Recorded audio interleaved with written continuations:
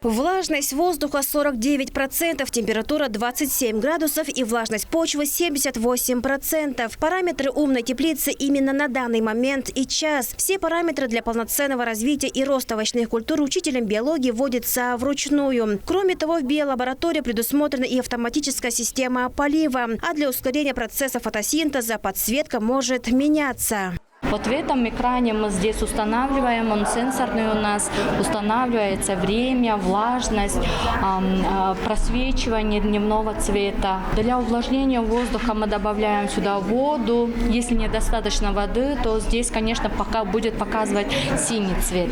А для полива мы воду поливаем вот в эту емкость, да, и когда недостаточно воды, то вот в этом экране будет просвечиваться красный мигающий свет.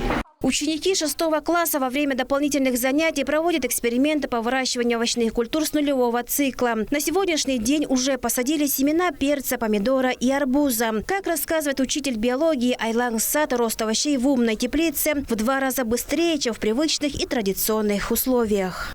Умная теплица – это дает ребятам возможность развивать себя на условиях, как можно вырастить растения в будущем, если кто-то хочет стать агрономом. Дети работают с удовольствием, и этот проект дает возможность всем детям развиваться и проявлять свои таланты. Ребятам наблюдать, анализировать и исследовать процесс крайне интересно. Причем эти темы входят в школьную программу. Каждый ученик ведет свой дневник наблюдений. Когда появилась в нашем лицее эта умная теплица, ученики подумали, что это наподобие игрового автомата. Но учителя нам объяснили, что это умная теплица. В ней поддерживается определенная температура воздуха, влажность, а также режим полива. Ученики собрали семена и посадили. Теперь мы за ними наблюдаем. Мы изучаем всякие клетки, нам это интересно. Потом мы это рисуем и показываем учительнице. Мы летом выращиваем цветы, овощи, и когда наступает зима, мы эти растения, овощи вкладываем в столовую и едим их. Умная теплица работает очень круто, и там можно полюбоваться, как растения это вырастают. Я там бы посадил арбуз, потому что я его очень люблю кушать. И потом я туда посадил желтый перец со своими друзьями. Набор для гидробиологических исследований, мини-экспресс-лаборатории, микроскопы, увеличительная лупа, электронные весы, нитротестеры, специальный сачок и многое другое. В рамках федерального проекта «Успех каждого ребенка» национального проекта образования аграрный лицей-интернат получил и полевой набор для наблюдений и сбора материалов во время экспедиций.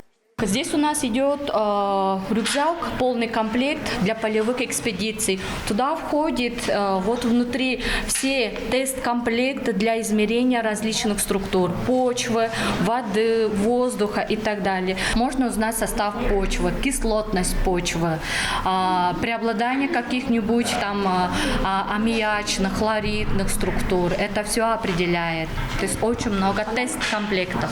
С этим аппаратом можно определить на содержание нитратов в продуктах.